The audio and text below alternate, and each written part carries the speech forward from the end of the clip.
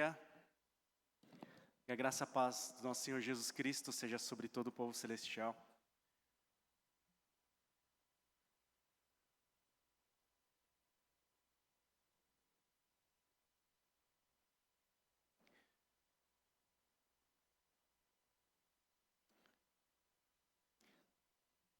Não é novidade que a gente está vivendo uma época de extremidades, de cultura do cancelamento. Aí tem o cancelamento, depois tem o cancelamento do cancelamento. E parece Uno, né? Coloca a carta revés e volta e vai. E eu queria pensar um pouco o que está por trás da cultura do cancelamento, né? E eu pensei em compartilhar dois aspectos que estão por trás dessa cultura do cancelamento. O primeiro é o senso de julgamento superior. E o segundo seria um sistema de fé baseado na comunidade em que estou inserido. Então, o primeiro é sobre eu me sentir superior. A minha justiça é melhor do que a sua. Então, eu acabo julgando outras pessoas de acordo com o que eu penso, de acordo com a minha cosmovisão, de acordo com os meus valores, os meus preceitos. Muitas vezes eu não considero o contexto da outra pessoa, a cultura, desculpa, todo o movimento histórico da vida da pessoa. E a pessoa acaba se achando superior.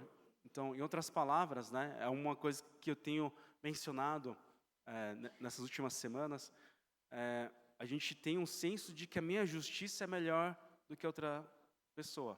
Então, em outras palavras, eu sou o meu juiz. E eu sou perfeito juiz. Né? Eu sou Deus. Né? Eu vou agir de acordo com o que eu quero. Né? E aí, eu lembro da época de Juízes. Né?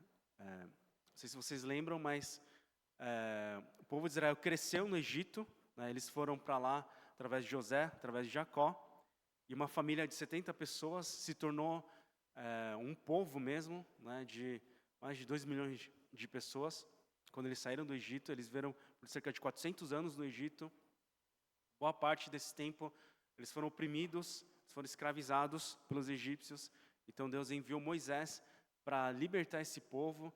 Depois Josué sucedeu esse povo e a geração de Josué entrou na Terra Prometida e eles não conquistaram toda a Terra Prometida, mas eles iam conquistando a Terra Prometida. Isso acontece ao longo do livro de Josué e deveria acontecer continuamente até conquistarem toda a Terra Prometida. Mas o que acontece?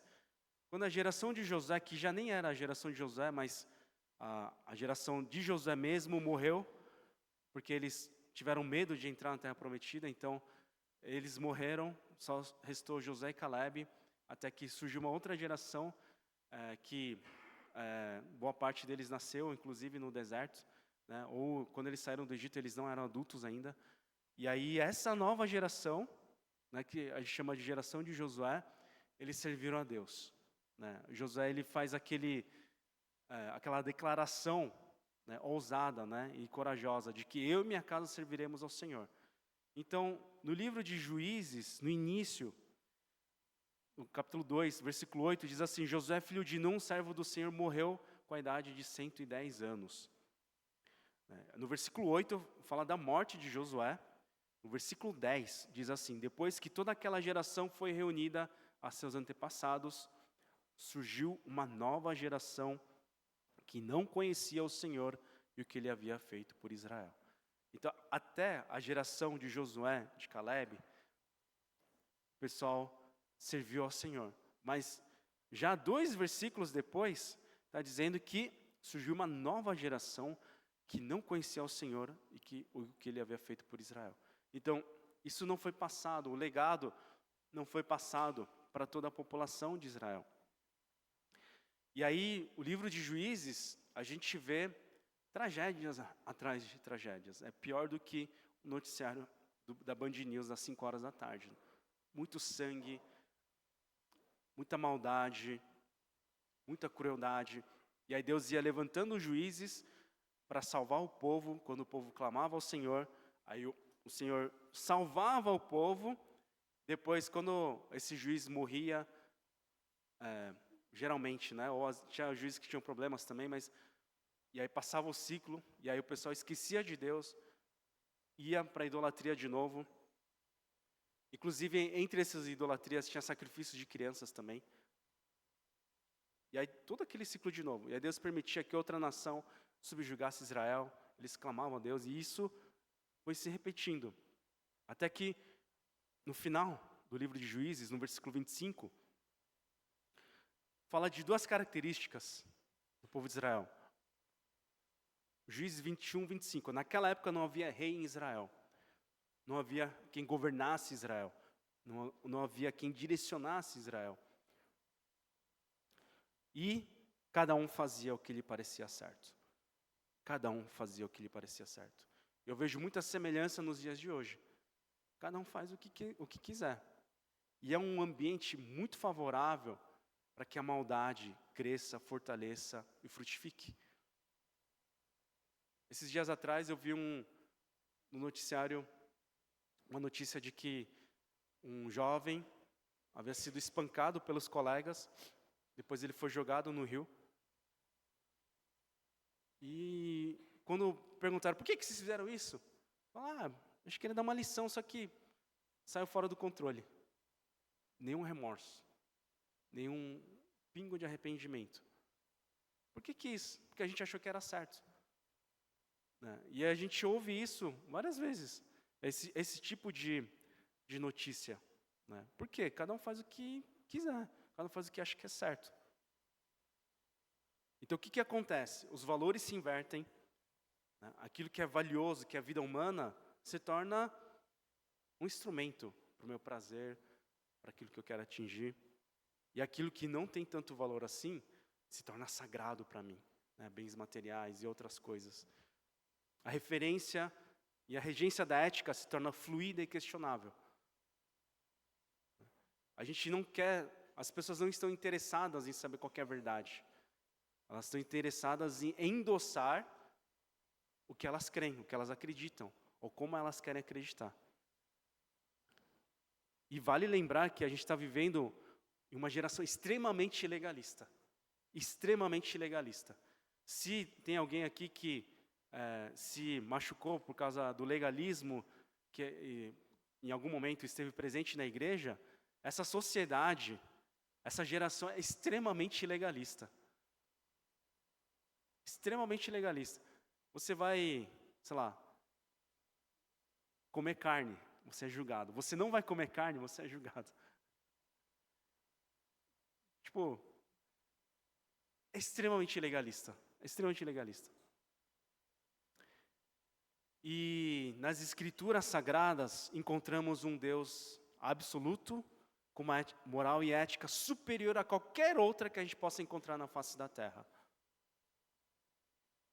Muito superior a qualquer outra ética e moral que a gente possa encontrar na face da terra. E mesmo assim, as escrituras revelam um Deus misericordioso. Misericordioso conosco. Agora, o segundo aspecto que está por trás da cultura do cancelamento é o sistema de fé baseado na comunidade que estou inserido. O que isso quer dizer? Desculpa, se alguém puder trazer um copo d'água para mim, eu agradeço. Estou com uma rinite alérgica que está fazendo mêsversário já e daqui a pouco vai fazer aniversário. Mas, onde eu estava? Sistema de fé baseado na comunidade que estou inserido. Se um tempo atrás a gente pesquisava, a gente estava inserido numa comunidade por questão histórica, no sentido de eu nasci nessa família, nessa aldeia, dentro dessa cultura, dentro desse país, então eu faço parte dessa comunidade. E também as pessoas acabavam se inserindo numa comunidade quando eles tinham uma identificação com a fé. Então, eu creio nesse sistema de fé, nesse pressuposto, então faz sentido para mim fazer parte dessa comunidade. Seja uma comunidade de uma tribo urbana, seja uma comunidade que se identifica com educação, ou com filosofia, ou religiosa, assim por diante. E aí, a partir disso, a partir de uma decisão mais racional, a gente fazia parte dessa comunidade. É assim que se fazia, né? Esse era o comum, né? Algumas décadas atrás. Hoje em dia, é o contrário. As pessoas buscam uma comunidade onde elas possam ter o senso de pertence, onde elas se sintam bem, onde elas possam ter visibilidade, possam ter aceite. E aí, a partir daí, elas adotam todo o sistema de crença que está lá. Muito obrigado.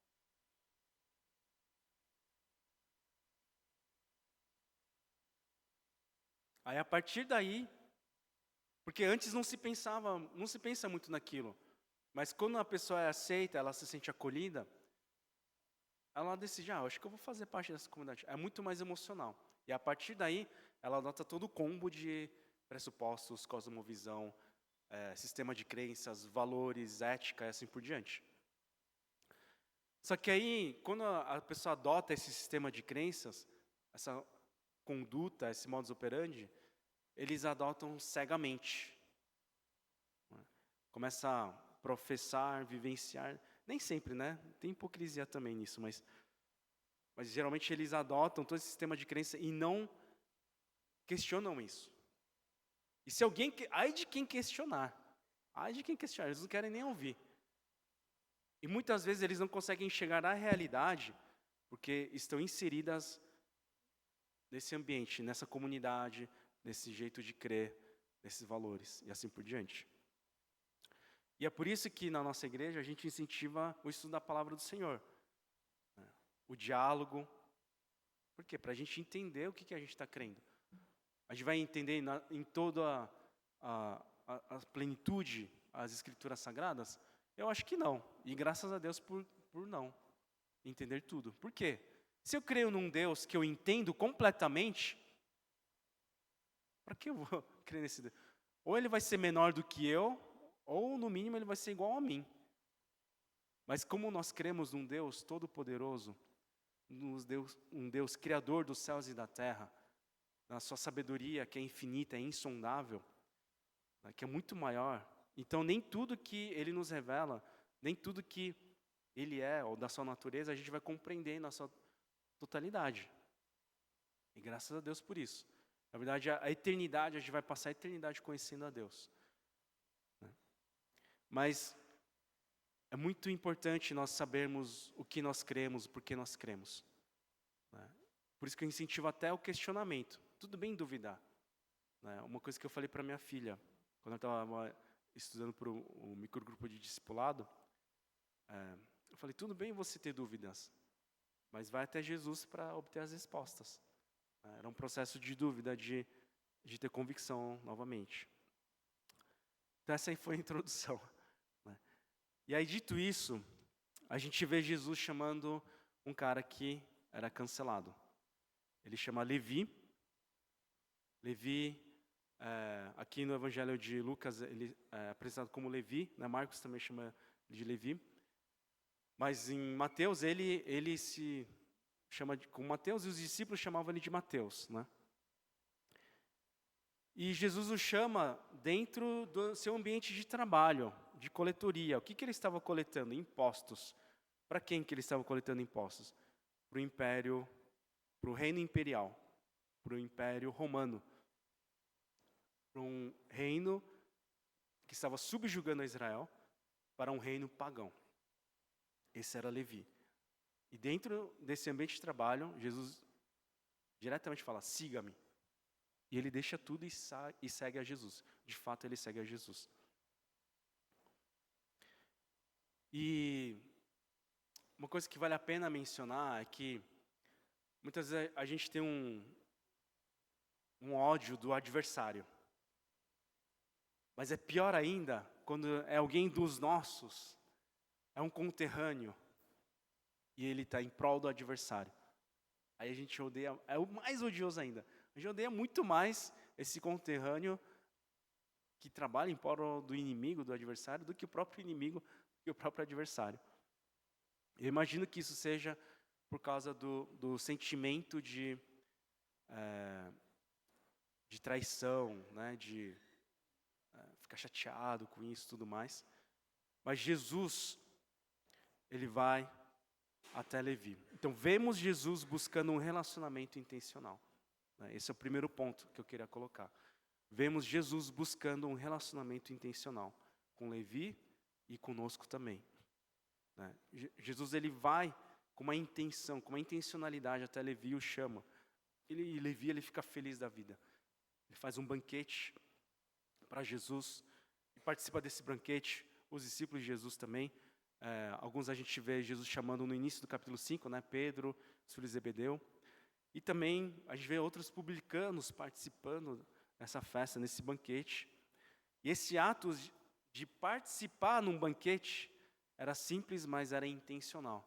Jesus, ele aceita, né, esse convite e ele participa.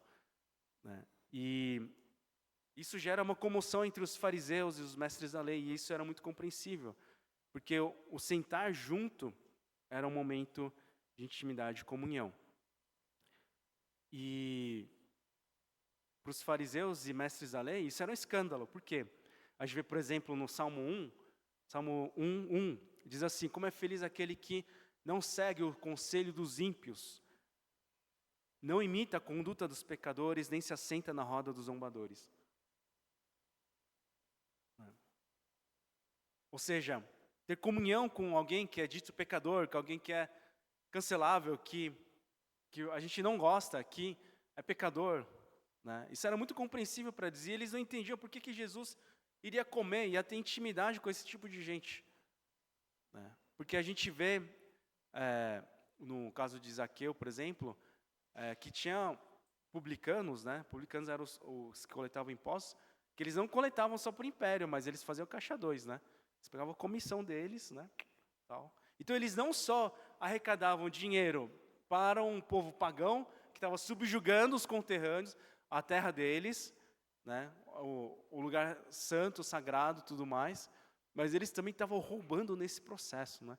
Não estou dizendo que é o caso de Levi, isso não fica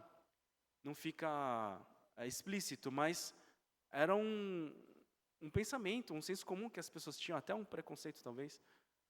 E Jesus estava comendo com essas pessoas. Mas Jesus é intencional até nisso. E eles questionam: por que vocês comem e bebem com publicanos e pecadores? Né? E aí, o segundo ponto que eu queria colocar: as ações e palavras de Jesus transformaram a vida de Levi.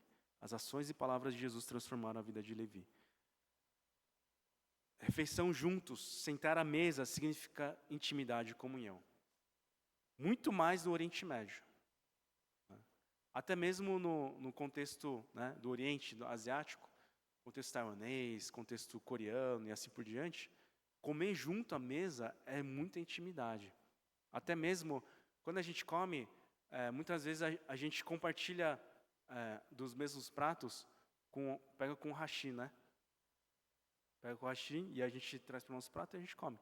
Aí tem gente que acha que é anti-higiênico, porque nos países ocidentais ou na cultura ocidental, tem a travessa, tem as comidas, a gente pega com uma outra colher, com um pegador ou com uma concha, traz para o nosso prato e aí a gente se serve, né?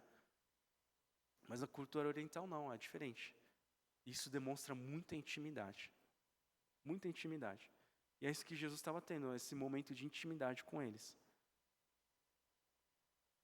E Jesus responde aos mestres da lei e fariseus: não são os que têm saúde que precisam de médico, mas sim os doentes. Então Jesus está falando qual que é a intencionalidade dele. Eu não vim chamar justos, mas pecadores ao arrependimento. O que nos transforma é a palavra e a ação de Cristo Jesus. É por isso que nós precisamos convidar Jesus à mesa, porque é Ele que nos transforma. Jesus vem chamar pecadores ao arrependimento. E nós precisamos entender que nós somos esses que estão doentes, que têm doença de alma, doença de espírito. Nós precisamos entender que nós somos esses pecadores que precisamos de Jesus. E Ele nos chama ao arrependimento. E a ação de Jesus de chamar Levi, de conviver com ele, de fazê-lo discípulo de Jesus. As palavras de Jesus transformam a vida desse homem, radicalmente. Ao invés de trabalhar para o reino imperial, ele passa a servir o reino celestial. Ao invés de ser um empregado do império, ele se torna um servo do povo celestial. E olha só que ironia, ele que era cancelado, no final ele escreve o Evangelho de Mateus para os judeus, para que eles pudessem compreender que Jesus é o Cristo, o Messias. Então ele traz todas as profecias, todas as promessas sobre o Messias lá do Antigo Testamento, para que o povo judeu compreendesse, né, que ele é o Messias, né? Inclusive esse evangelho não foi escrito em grego, né? Foi escrito em hebraico e aramaico. Então Deus usa esse homem que era cancelado para abençoar os judeus, né? Deus usa esse homem para alcançar os judeus. Isso é maravilhoso, maravilhoso. Irmãos, a mensagem do Evangelho, realmente ela é atemporal. A palavra de Deus realmente ela é viva e eficaz. E é uma palavra muito necessária nos dias de hoje, em que as pessoas saem do grupo do WhatsApp da família por questões políticas, não conseguem conversar sobre divergências, né? Tinha um ditado popular brasileiro, né? Sobre política, religião e futebol não se conversa, né? Mas no contexto cristão, num contexto em que Jesus está presente, dá para conversar sim. Respeitosamente, a gente não precisa concordar em tudo, mas respondendo ao Evangelho, né, precisamos buscar um relacionamento intencional com Jesus. Primeira coisa que eu queria trazer, precisamos buscar um relacionamento intencional com Jesus. Da mesma maneira que Jesus busca esse relacionamento intencional conosco, nós precisamos buscar esse relacionamento intencional com o nosso Senhor. Saber que Jesus gosta de estar conosco. Jesus gosta quando a gente ora, quando a gente, na correria do dia a dia, para conversar com Ele gosta disso. Ele tem prazer em ouvir. Sabe, os meus filhos, quando eles vêm conversar comigo, né, eles estão estudando, eu estou ajudando, ou eles vêm conversar, eu gosto de ficar olhando assim, eu gosto de ficar encarando eles assim. Aí eu consigo ver, né, as marquinhas do rosto, assim. Eu gosto de ficar admirando eles, sabe? Eu fico imaginando nosso Senhor olhando para a gente, admirando a gente, admirando vocês. Vocês já pararam para pensar assim? Jesus, o nosso Senhor, ele tem essa intencionalidade de ter essa comunhão com a gente, de ter essa intimidade com a gente, que nós também tenhamos essa intimidade com o Senhor. Nem que seja 5 minutos de oração, e que isso possa ser constante e diário, né? Mais cedo, hoje quando estava com os professores, eu apresentei um aplicativo chamado YouVersion. É You de você e Version versão em inglês. Version. Mas se você for no Play Store ou se você for no aplicativo de aplicativos da Apple, você digitar Bíblia em áudio, alguma coisa assim, tem várias ferramentas boas. Tem um que eu queria apresentar para vocês, mas eles estão demorando para lançar em português. Então, o que tiver, pode tocar para... Eu vou fazer um merchan aqui. O que é mais fácil dizer? Os seus pecados estão perdoados ou levante-se e ande? Você nem precisa ler, é só ouvir, toca para ouvir. É um capítulo em média, 2, 3 minutos. Depende do tamanho do capítulo, né? Irmãos, a gente tem tantas ferramentas hoje em dia, né? E aí você pode ouvir, acompanhando com a palavra. Tem intencionalidade de conhecer a Jesus. Tem um pessoal do microgrupo que está usando um material que eu apresentei há muitos anos atrás, muita coisa, mas alguns anos atrás para os irmãos, tinha irmãos que estavam fazendo. Se quiserem, eu posso apresentar para vocês de novo também, lá no nosso grupo, chama Vida Abundante. É um material publicado lá na Coreia, traduzido para uma igreja coreana.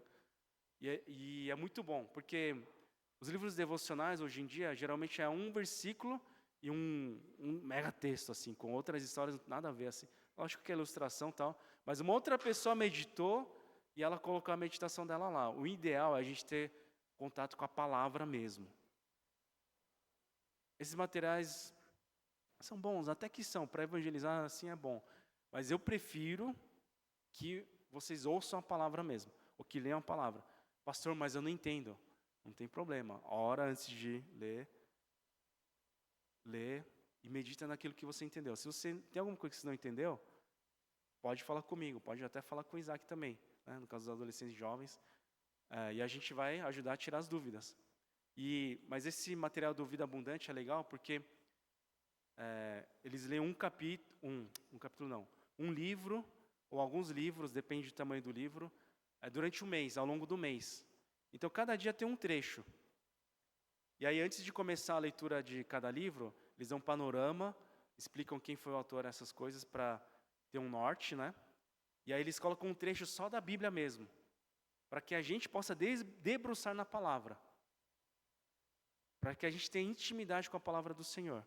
E aí depois tem 6 perguntas, geralmente as primeiras são para compreender, para interpretar a Bíblia, e as 2 últimas são para aplicar. Né? Como é que eu vou trazer isso? Como é que eu vou responder à graça do Senhor? Qual pecado eu vou confessar? Aí depois desse exercício, vai ter uma outra página que dá uma explicação do texto.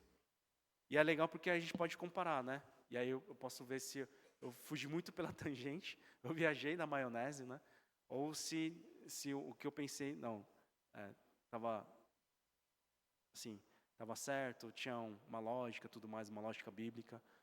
E aí, é um pouquinho por dia. E aí, dedicando 15 minutos, 30 minutos por dia, você consegue ter um tempo com o Senhor, de modo que isso possa ressoar no coração ao longo do dia, para que você possa reagir à palavra do Senhor ao longo do dia. Enfim, tem muitas ferramentas, mas que a gente tenha essa intencionalidade com Jesus. Segundo e último ponto de como nós podemos responder ao Evangelho, precisamos convidar Jesus à mesa. E é parecido com o primeiro, né? Mas quando eu digo convidar Jesus à mesa, pode ser tanto sozinho, né?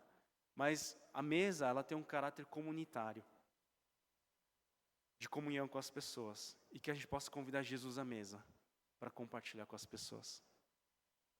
Uma coisa que a nossa igreja faz muito bem é churrasco. Nossa, eu conheço, dentro da nossa igreja tem pelo menos umas 10 pessoas que fazem muito bem churrasco. É lógico que, né, nossa referência é o pato, né, mas o pessoal faz muito, e eu amo isso, eu amo churrasco, assim. Para mim é um momento espiritual, porque quando a gente pega aquele pedaço de carne, assim, né, que derrete na boca, assim, eu falo, oh, glória, oh, Deus é bom demais, né? Não me cancelem, por favor, por isso. Mas é um monte de deleite, assim, estar com os irmãos, conversando, isso é muito bom, eu amo isso. Mas que a gente possa convidar Jesus à mesa, nesse momento. Porque quem nos transforma é Jesus, o que nos transforma é a palavra do Senhor. Quando a gente for fazer uma corrida, que a gente possa convidar Jesus nessa corrida. Quando a gente for tomar um pobá, um café, ir para um vôlei, para qualquer coisa que a gente possa convidar Jesus. Porque é Jesus quem nos transforma.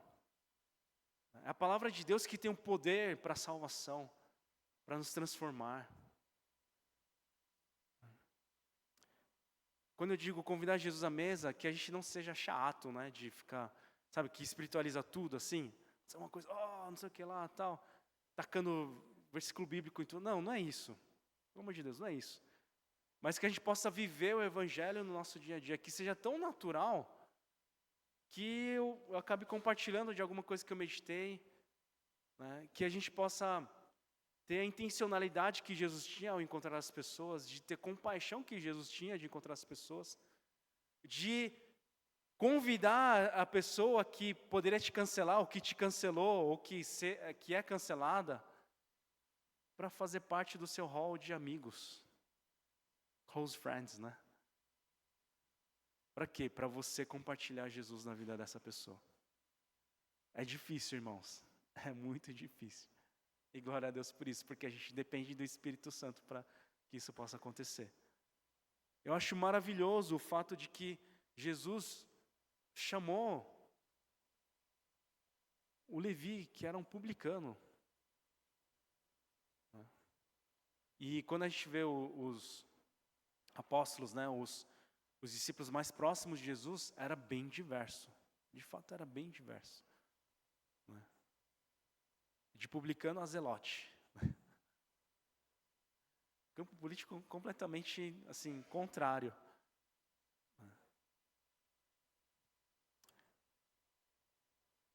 E que nós possamos impactar as pessoas dessa geração com a compaixão. Que a gente possa aprender a dialogar com quem é diferente. Mas tendo Jesus como referência. Tendo Jesus como nosso Senhor, como nosso Rei. E tendo o coração de Jesus para servir uns aos outros. Que Deus os abençoe. Vamos ter um tempo de oração.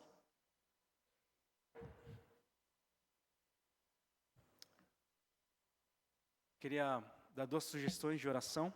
A primeira é de você se apresentar a Jesus. Fala, Jesus, eu quero te conhecer. Se por acaso você ainda tem dúvida no seu coração se Deus é real, coloca isso, fala, Senhor, eu quero te conhecer. Me mostra que o Senhor é real. Me mostra. Eu quero te conhecer. Entrega a sua vida ao Senhor. Em segundo, convide o Senhor à mesa.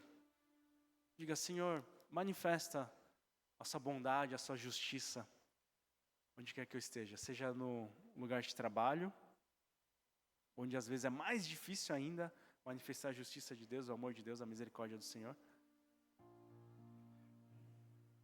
Seja em casa, seja em qualquer outro lugar. Convide o Senhor a participar. Oremos.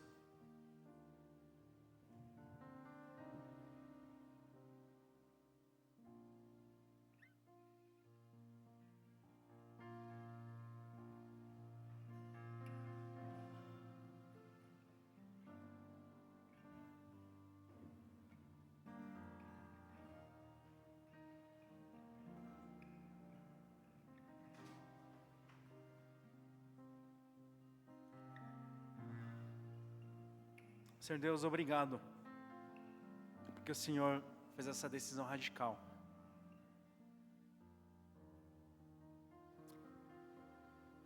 De nos chamar.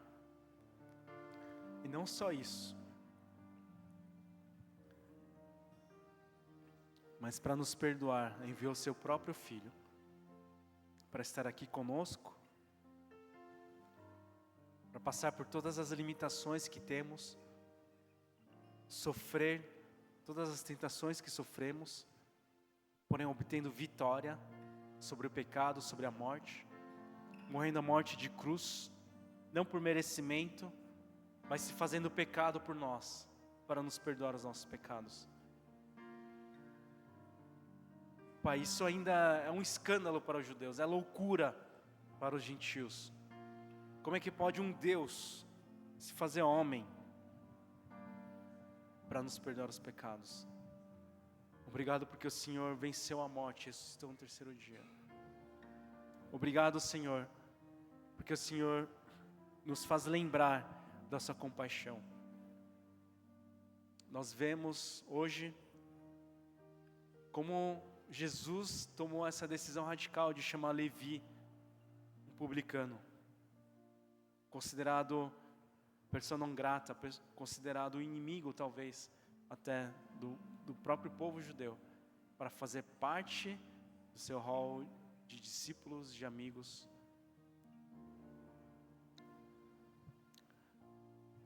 Que nós também tenhamos essa compaixão, Pai.